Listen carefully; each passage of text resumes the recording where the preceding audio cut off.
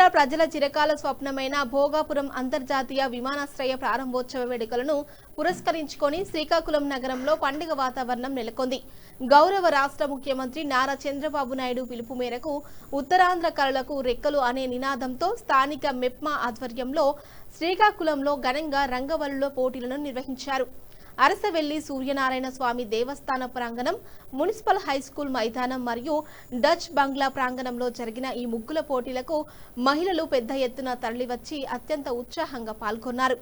ఈ కార్యక్రమానికి శ్రీకాకుళం శాసనసభ్యులు గొండు శంకర్ ముఖ్య అతిథిగా హాజరై ఉత్తేజభరితంగా సాగిన ఈ పోటీలను వీక్షించడంతో పాటు విజేతలకు బహుమతులు ప్రదానం చేశారు.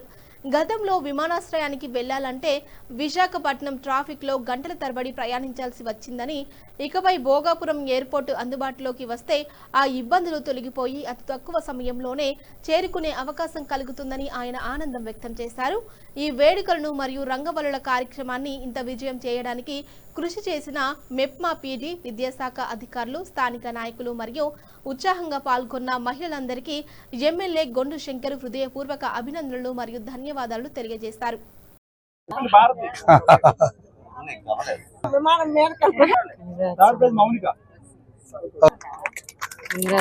అందరికి ఒక్క రెండు మొక్కలు చేయలేదు చూడాలి. చూడండి